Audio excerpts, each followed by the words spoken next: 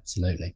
And I actually think this is a good point to go into today's virtual hot seat challenge, because totally not manufactured in any way, but I actually think that this challenge is going to be a good sort of talking point around your step two here, because what this is, and for those that haven't listened before, the virtual hot seat is where we have a listener that sent in a challenge or a question around something that's going on in their business that they're either looking to solve, or it's an opportunity that they're looking to maximize. So today's virtual hot seat question and challenge is, my challenge is that as a digital agency, we have a menu of things that we can do for clients.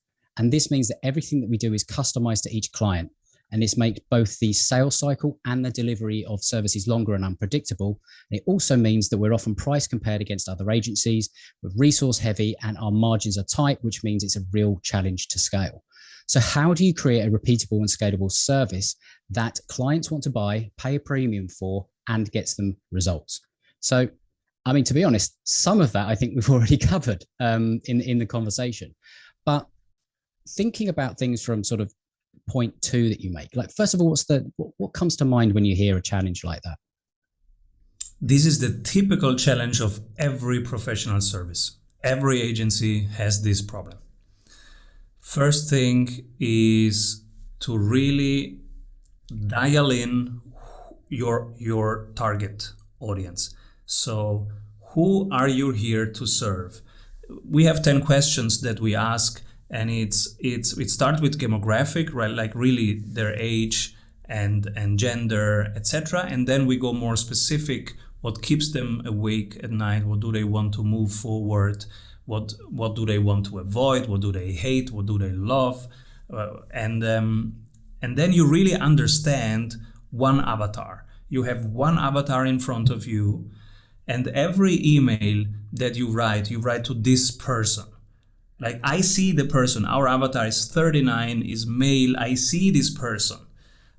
Whenever I do a short Facebook Live, I talk to that avatar. Whenever I write an email, I talk to that avatar. I don't have 1,000 clients. I have one client 1,000 times. So the first thing is to focus really on who you serve. And that's the hardest part, because they think, oh, if I focus too much, I lose a ton of revenue. Everyone hates it. Everyone hates having to do it. Just the idea of it, first of all, and then the actual exercise of really getting to understand that client. And people will tend to maybe do some guessing and all the rest of it, whereas actually all you need to do is go and find that client that you've already served that fits the model that you want to serve moving forward, and talk to them, ask them questions. You don't necessarily have to do this in a bubble and actually figure this out yourself. Just go out and talk to your clients. Like, that's the best way to do it. Exactly. So he runs already a digital agency. They have already clients.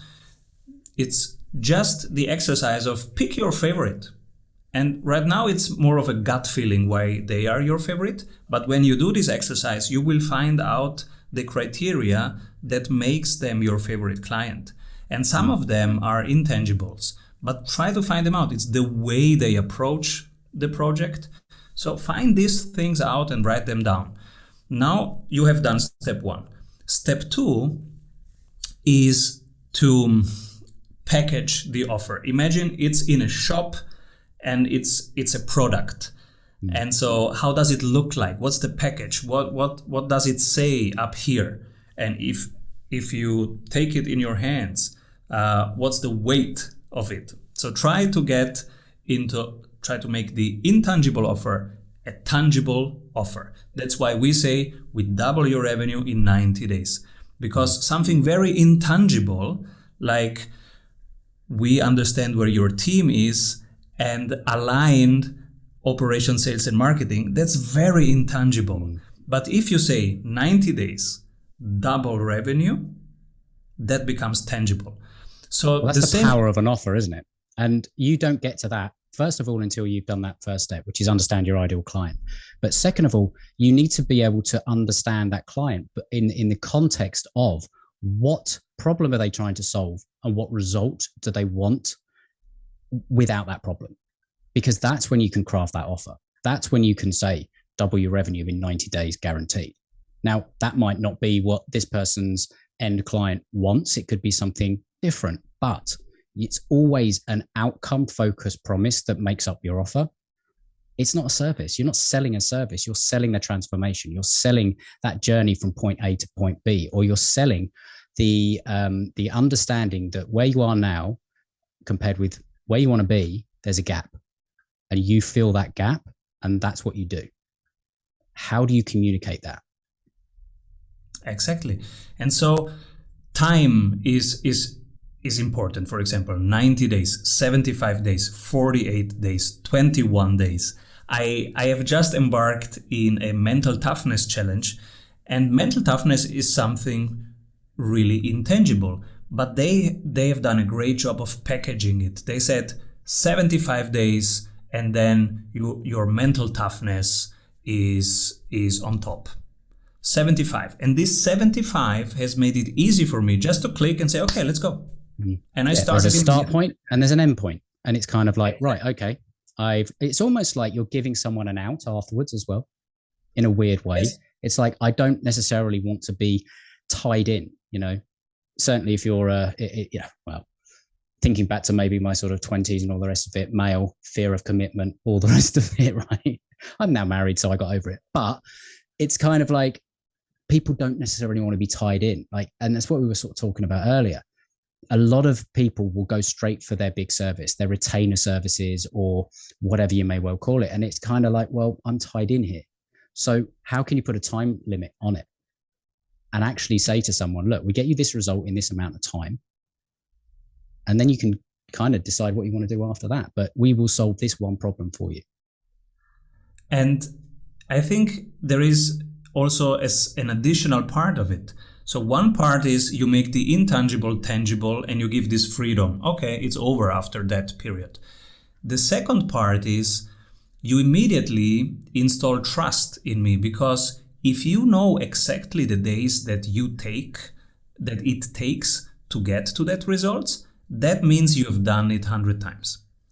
Because if you have no idea, and if you're doing this for the third time, you cannot comfortably, I will feel that you do not feel comfortable with that package. So you will say it's 75 days, but I just don't buy it. Mm-hmm. Because when you get to that packaging stage, then you means you really know what you're doing. If you say in 21 days, I'm going to lose 3 kilograms, that is very specific. And that means that you have done your homework. Especially if you tie it to a guarantee. Because otherwise you can tell me anything, but do you have skin in the game? What happens if we don't reach them? That's why we have a guarantee, because both sides need to have skin in the game. This is something that this digital agency maybe also might be considering. Digital agencies sometimes do done for you work instead of done with you. I think this is a big mistake. Whatever you are doing, it's usually the worst option just to do work for somebody. It's usually a much better idea to do work with somebody. So, hey, we are a team now. Okay, you have bought my services so that you can reduce your monthly Microsoft cloud expenses. Okay, we are a team now. I will make sure that your expenses go down and stay down. We are a team. And so I will not charge from you £2,500. I will charge 15% of every saving that you do every month, because we are a team now. I know we are going to bring you to success, and that's why I trust that 15% of that success is our fee. And I think that it is so, I'm surprised it's so rare, but then maybe I'm not, because maybe people haven't done this work to be able to systemize their fulfillment, their delivery to the point where they can guarantee that result. And maybe that's a weakness in a lot of the way that things are done. I don't know. But if you can do that and you can guarantee it, you are then, as you say, you're on the team, you're a partner, you're a growth partner, you're a whatever it is partner, and you are sitting on the same side of the table and you're sharing both the risks and the reward of doing business, because that's reality. There is risk and reward in all business. And if you can be the person that comes in and says, I see you, I understand your problem, we have a process that has been proven and trodden well before by others just like you, i.e., the ideal client that you've done the work to actually identify first. And we guarantee it because we know if you fit this criteria, we can achieve this result. It's kind of a no-brainer. Like, that's the power of an offer. Absolutely. And now you have packaged the offer. Now we go to the price. So try to find time, kilogram, something really tangible to make the intangible more tangible. The next thing is the price. Price is a bit harder. Price is actually quite a science to get it right. But for a small agency, there is one thing that works quite well. It's a structured process we have learned from the Y Combinator in the US, which has a ton of experience in helping startups find the right price. And that is, you increase your price by 5% with every new user. 5% increase with every new user until you hit the sweet spot, which is around 40% of lost closes. And you don't have to have a lot of emotions in there. It's a very numerical thing. You just check the numbers and you find your max price. For a while, that will be the best price you can achieve. But then you have still the problem that he is mentioning, that he gets compared against other agencies. You have to swim out of that problem. And that means you have to go from a red ocean to a blue ocean. You have to swim out of the comparability. In order to do that, you have to put another 30 minutes of work in. And in these 30 minutes, you compare the alternatives your client can have. So if they don't pick your solution, what else can they do? And we have a structured way that I can share with your audience of how we go through it. And 30 minutes later, you have found your uniqueness. Now, with that uniqueness, you refine the message. And now when somebody compares you, they don't compare you against other agencies. They compare you against what else they can do.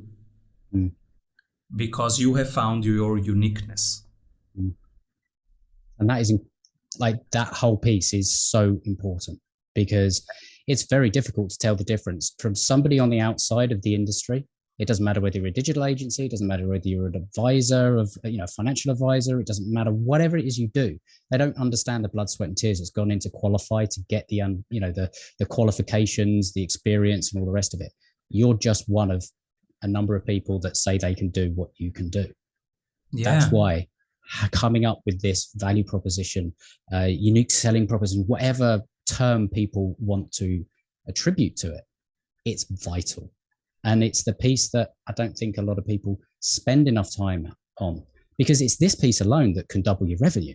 Like, almost forget some of the other stuff. If you can get this right, like, that value proposition to put yourself in a category of one allows you to increase prices. It helps to improve the close rate of sales conversations, because people are already kind of like, yeah, this makes sense. I don't even, you had me at hello, Jerry Maguire, that kind of thing. It's so important. But we all want to go down the shiny route. We all want to go and do the lead gen or, Facebook ads or whatever it may well be at this, at this particular moment in time. So, I mean, I think that has been incredibly valuable, like just the insight into the thinking. And I hope that if nothing else, that causes this person to sort of think, right, how can I think about this problem in a new way? And how can I take some of the steps that Simon's just sort of gone through there and really sort of understand? Because yes, I think the offer is the important thing. Understanding the client, understanding the problem, designing a solution to get the result. Like, that is 90% of your problem solved when you've got there.